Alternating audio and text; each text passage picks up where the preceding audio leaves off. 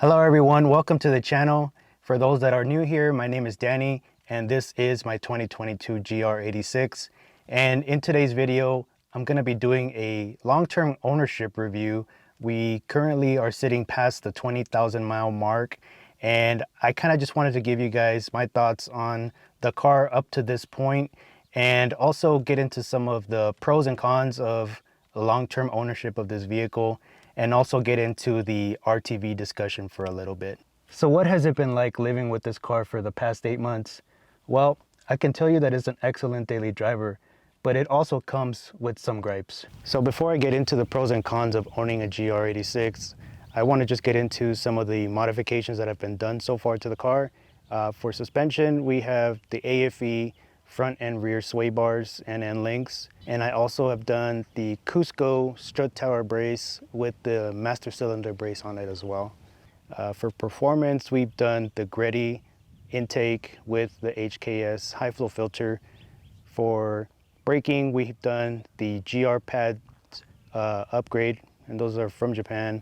Other modifications include just cosmetic stuff. We got the Suma Performance wide angle mirrors. We have OEM splash guards for the GR86, and that's pretty much it as far as modifications go. I haven't done any major modifications yet because I was waiting to do this review. I wanted to give you guys my thoughts on the car being as stock as possible. So how has the paint held up after the 20,000 miles? Well, for my commute, I drive through the desert near Palm Springs, and there is days where it is very windy. There's a lot of sand that gets kicked up and rocks and a lot of big rig traffic there. So I have a ton of rock chips on the front of the car.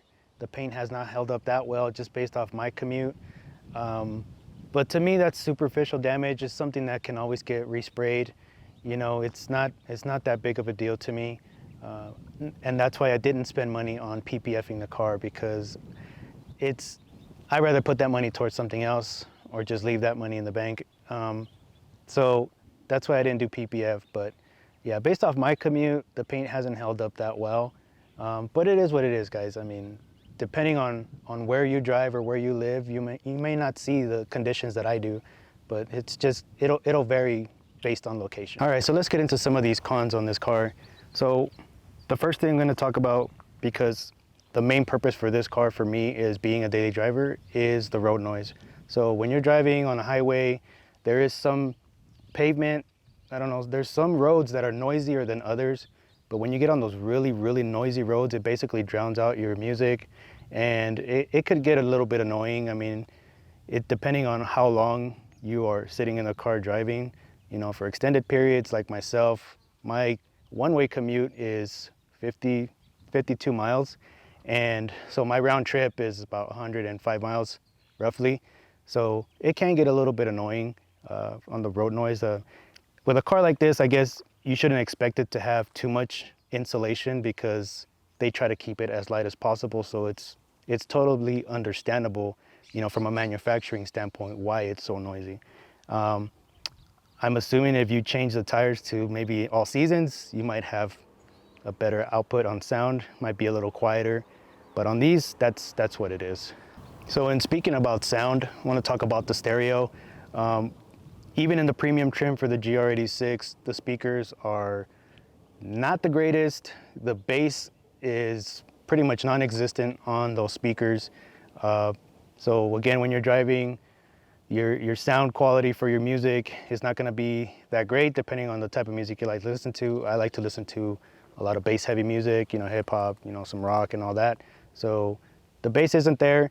The remedy for myself to combat that was to get the spare tire subwoofer in the back. And this is the Cerwin Vega, a 12-inch sub. So in the premium trim, it comes with a amplifier for the stock speakers, but you can piggyback off of that amplifier and hook up a subwoofer like this one so that you can have all the bass that you need. It's not going to be earth-shattering, or you're not going to win competitions or anything like that, but it definitely helps for those daily drives, and your music will sound way better. Another issue I have with the radio is that Apple CarPlay constantly disconnects even though it's plugged in. It's wired in, and you know, you'll be cruising with your navigation or listening to music, and it'll just abruptly disconnect you from the car. And I don't think honestly don't think it's an issue with the radio.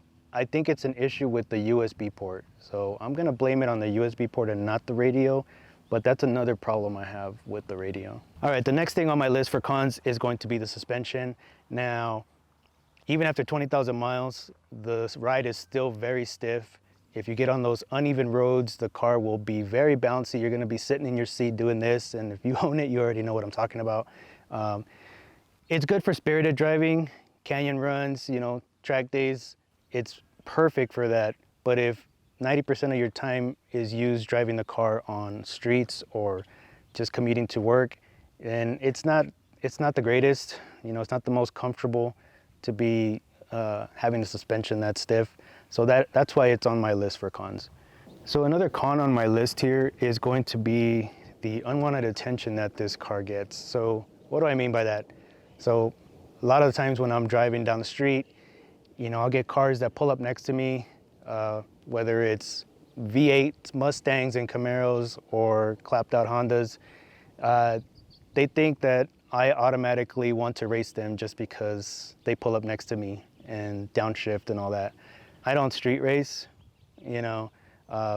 Yes, this car can accelerate faster than other 4-cylinder cars. It can accelerate faster than the new Civic Si, but for the most part, this is not a straight line car. You know, this car is at its best when it's on a curvy road. All right, so that's gonna do it for my list of cons. I know it was kind of long and you're probably like, damn, there's nothing good about this car. So let's get into some of the pros of owning this car. So one of my favorite things about this car is definitely the styling. I mean, this car looks amazing at every angle. It looks better than the BRZ. There, I said it. But the styling is awesome, you know, even in stock form, the wheels, the ducktail spoiler. I really like the way this car looks. So another pro to me is the gas mileage. Like I said, I commute mostly on this car, and it's mostly highway miles. So I'm averaging anywhere from 26 to 27 miles per gallon. So to me, the mileage is pretty good. I do have to fill up twice a week just based off my commute. But so far, I think that's a pro. You know, it does have a small tank too. And yeah, gas prices are what they are, but having a small tank does help out when it comes to filling up. The next pro to me about this car is it kind of being ready to just drive to a track with minor modifications, you know, brake pads and fluid, maybe some camber bolts up front for a better turn-in. This car is great straight out of the box to just go and have a good time at the track. So another pro are the tires to me. Like I said, I've taken this car to the track twice, and the Michelin PS4s have held up pretty well. They're not the grippiest, but still, even with 2 track days on them and over 20,000 miles, I would say they still have at least another 10K with proper rotation. So if you do proper rotation on those stock tires, they actually last pretty long time. So of course, the commuting aspect, I mean, like I said earlier, to me, this is a really good daily driver. If you spend most of the time by yourself when you're going to work anyways, unless you're carrying passengers, but for the most part, I mean, to me, it's a really good car to daily drive every day. The seats are comfy, the ride is what it is, but it's still a really good car to drive every day. The other pro to me is the power that the motor has. It has plenty of torque for you to get around, get on on-ramps, you know, take it up to 6,000, 7,000 RPM. To me, it has plenty of power for everyday use. You could say it could use more. Eventually, I will do more performance mods in the future, like a header back exhaust and whatnot. But for what it is, it's a great car. So let's get into the elephant in the room here. Well, I'm not exactly in a room, but what am I talking about? I'm talking about the RTV discussion that has been going on in the community for the last couple months. And for those of you that may not know, there was an owner who his engine blew up due to oil starvation while he was at a track event. So the main culprit here is the RTV silicone that they use to seal the oil pan and also other components of the motor. So what's happening is that they use way too much silicone at the factory, and that silicone is starting to break away and it's falling into the oil pan, which eventually gets sucked up by the oil pickup tube. Now there's a filter inside of the oil pickup tube where the silicone is getting stuck, and the design is better than the first gen, so the oil can still pass through, but over time it could cause issues. So I personally have not dropped my oil pan yet. You know, as I stated earlier, I've already gone past 20,000 miles and I've done 2 track events already, and I haven't had any issues yet, right? I do plan on dropping the oil pan eventually, cleaning up, you know, all the excess RTV and installing an oil pan baffle plate for my track days. But for right now, I'm not too worried about it. You know, I've had people message me asking me if they should sell their car or go and trade it in just because they don't want to deal with the RTV problem. And, you know, all I can say to them is just drive your cars, you know, just drive your cars, guys. Like, yes, it's there, but it's not something that you should be like, oh, I don't want to take a long drive or go on a road trip because of that problem. Just drive your cars. If you're well within your warranty, you know, Toyota should cover it if your motor blows. Granted that you haven't done anything, you know, that would justify them not covering your warranty, you know. Everybody knows these cars have, you know, some kind of a tracking device or a computer that logs, you know, if you hit red line, if you money shifted or anything like that and you blew the motor because of that, that probably won't be covered. But just drive your cars, guys. Don't worry too much about that whole silicone thing. Hopefully eventually Toyota, and mainly Subaru, because they're the ones that built the motor, hopefully they will issue a recall soon, within the next few months. But if they don't, I mean, eventually you should probably get the oil pan dropped and just clear that stuff out. Because of my commute, I will probably be past the warranty period before I drop the oil pan, or I might be really close to the warranty period ending. So I'll probably just be dropping it myself and not worry too much. You know, I'll clear all that stuff out, reseal it, and call it a day. Now, does that guarantee that you will never have RTV stuck inside the oil pickup tube? I don't think so, because like I said, there's other components that were also sealed with the RTV silicone. So it's a Band-Aid for now, you know, but like I said, guys, don't worry too much about it. Just enjoy these cars. Okay, guys, so that's gonna conclude my long-term ownership review on my 2022 GR86. So is it still worth it to buy this car? Absolutely.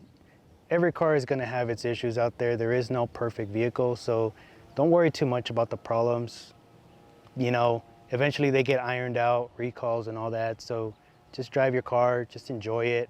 We're getting to the point in the automotive industry where these types of cars are going away, and this is one of the last cars that you can buy that is like a true driver's car for enthusiasts.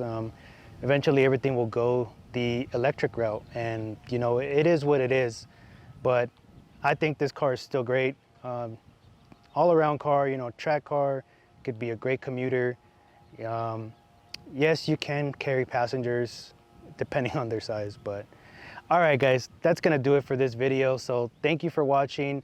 Please subscribe, hit that like button, check me out on Instagram if you haven't already, because that is where you will get the most up-to-date, you know, updates on the car. I always post stuff there way before I upload it here on YouTube. But the next few videos, we're gonna get into the major mods, you know, the suspension mods. I finally got the coilovers in.